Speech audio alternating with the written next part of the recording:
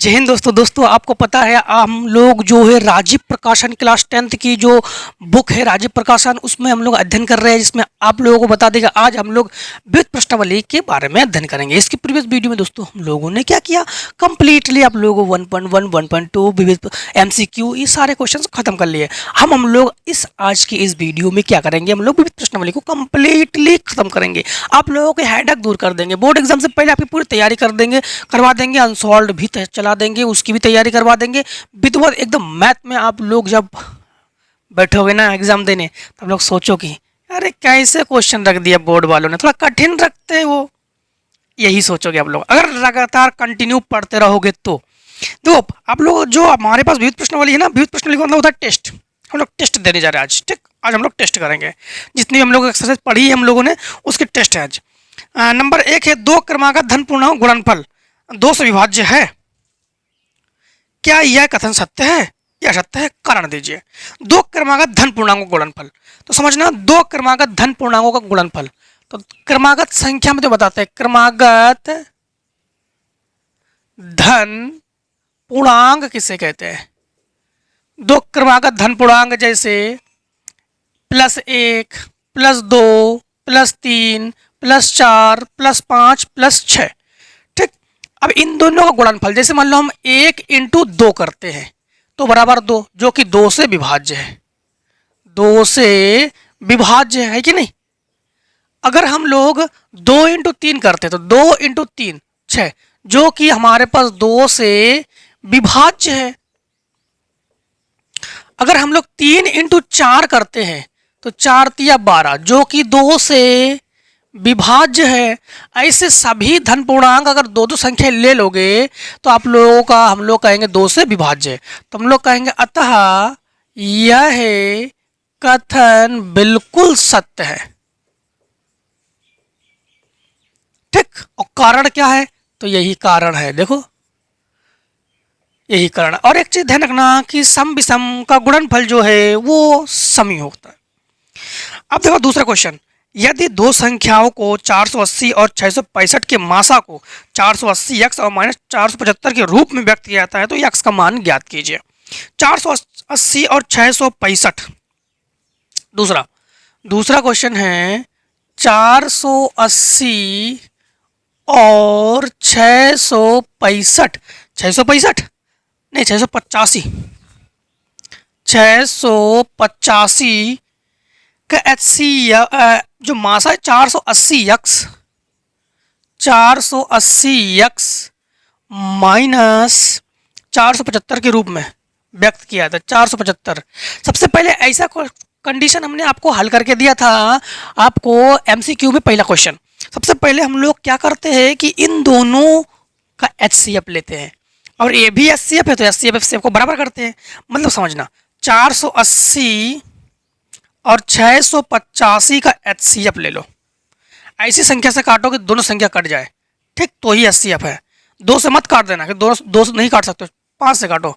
5 निम 45 बचा 3 5 छक्का 30, 5 निम 45 बचा 3 5 छक्का 30 और 5 एकम 5 और बचा 1 18, 5 × 15 5 × 7 35। और भी काट सकते हो क्या, अब लोग 1 से छोड़ो 5 है, ठीक 5 है।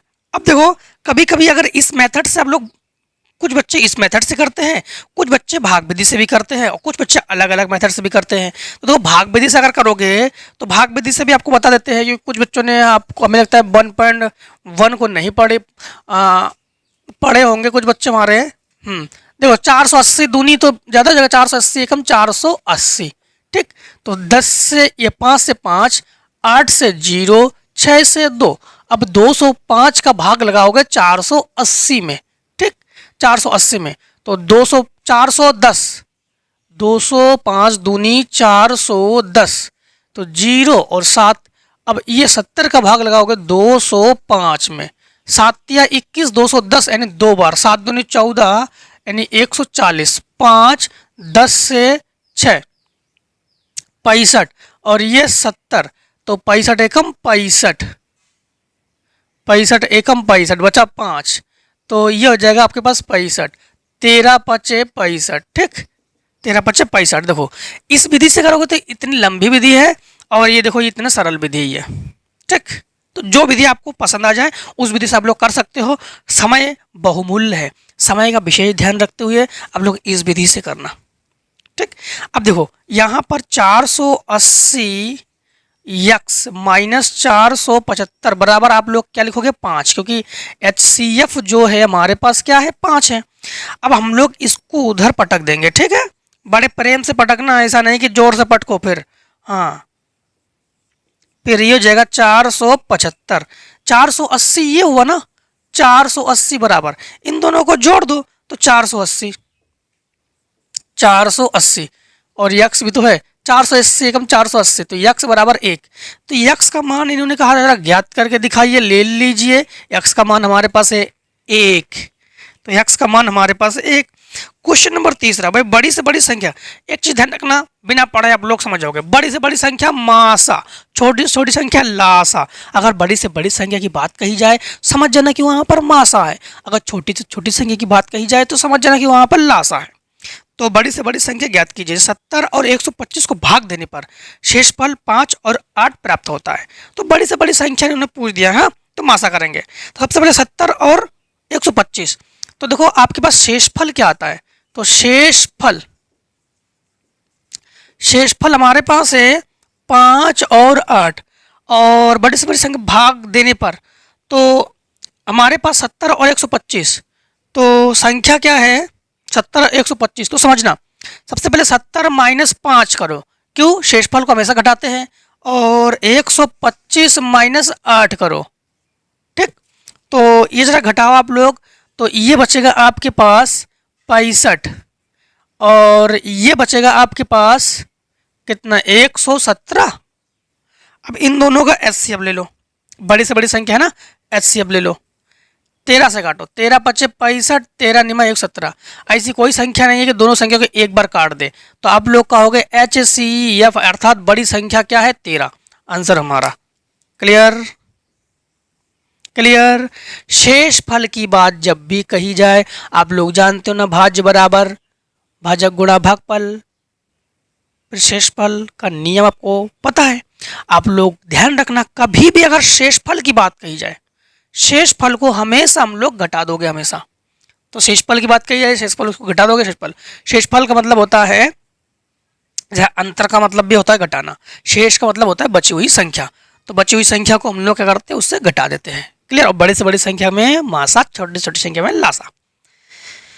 इस प्रकार का मासा का उद्देश्य है कि दोनों संख्या जिससे कट जाए वही मासा। ठीक, आप लोगों का तीनों मेथड पता है, और एक सिंगल सिंगल करते हो, आप लोग भी करते हो सिंगल सिंगल, है ना। कभी कभी आप लोग भाग विधि से करते हो, कभी सिंगल सिंगल से करते हो। डायरेक्ट ऐसे किया करो। तो समय बहुमूल्य है, समय की बचत होनी है। 3 घंटा 15 मिनट आप लोग OMR में कम से कम, OMR भरने में आप लोग लगा दोगे कम से कम 1 घंटा, है ना। देखो OMR भरने में 1 घंटा नहीं लगेगा, हम आपको ये तरीका भी बता देंगे। हाँ, तो देखो क्वेश्चन नंबर आप लोगों 4, P और Q के मानों को ज्ञात कीजिए जिससे कि 2520 का अभाज्य गुणनखंड। देखो क्वेश्चन नंबर देखोगे आप लोग 4 में है, P Q को मान को ज्ञात करना है। 2520 का अभाज्य गुणनखंड है 2 की घात 3, 3 की घात P Q इंटू 7।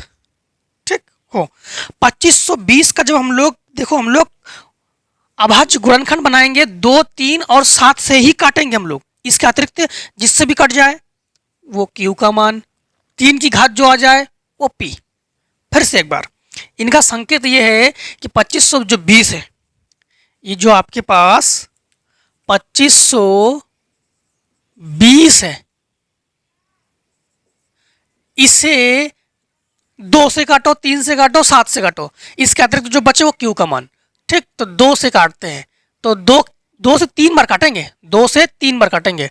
2 एकम 2, 2 दूनी 4, 2 छिंग 12, फिर एक बार और काटो, 2 छिंग 12, 2 तिया 6, फिर एक बार और काटो, तो 2 तिया 6, 2 एकम 2 बचा 1, 2 पंचे 10। क्लियर। अब 3 से काटो, 2 से 3 बार काट चुके हम, 3 से काटो, 3 एकम 3 भागना खाई 0, 3 बचे 15, फिर 3 से काटो, 3 त्रिका 9 और 3 बचे 15। ठीक, 3×5 = 15। अब तो आप लोग 3 से काट नहीं सकते हो, तो आप लोग 5 से काटो, 5×7 = 35, फिर 7 से काटो, 7×1 = 7। अब समझना, 1 2 3, 2 की घात 3 इंटू 1 2, 3 की घात 2 इंटू 5, 5 की 5 और इंटू 7। अब समझना, तुलना करो, तुलना से 2 की घात 3, 2 की घात 3, तुलना 3 3 घात p, यानी p बराबर आप लोग कहोगे 2 और 5 5, तो q बराबर आप लोग कहोगे 5 और 7 7, तो हमारे पास p बराबर 2 और q बराबर 5, जो कि आंसर हुआ है। क्लियर ना? अब देखो आप लोग, क्वेश्चन नंबर आपका 5, √2 अपर में संख्या है तथा दिखाइए 3/√2 भी अपर में संख्या है। ये हम लोगों ने आपको बता चुके, ये हमने आपको किस में बता दिया, 1.2 में। 1.2 का क्वेश्चन नंबर 6 ही है कि √2 एक अपर में संख्या है, उसमें जाके विजिट कर लीजिए इसको। क्लियर, कोई दिक्कत नहीं, उसमें जाके विजिट कर लीजिए। क्वेश्चन नंबर 6, संख्याओं 55 210 का मासा ज्ञात कीजिए तथा मासा को 55 और 210 के रैखिक संयोजन के रूप में व्यक्त कीजिए। अर्थात ए और बी के कुछ मानों के लिए 55 और 210 का मासा दो भी आपको बताना है, ए और बी का मान भी बताना है आपको। तो 55 और 210 का मासा निकालिए सबसे पहले। तो क्वेश्चन नंबर 6, तो 55 और 210 का आप लोग मासा निकालो। जब मासा निकालोगे तो ऐसी संख्या से काटो दोनों कट जाए, 5 से काटो, 5×1 = 5, 5×4 = 20, फिर बचा 1, 5 दूनी 10। अब ऐसी कोई संख्या नहीं कि दोनों एक साथ कट जाए, तो हम लोग कहेंगे HCF मासा बराबर हमारे पास क्या है, 5। एक आंसर हुआ, एक आंसर हुआ। इनका कहना है कि इसको रैखिक समीकरण के रूप में व्यक्त कीजिए, तो रैखिक समीकरण के रूप में व्यक्त करते हम लोग, यही तो इनका कहना था कि रैखिक संयोजन के रूप में। तो रैखिक संयोजन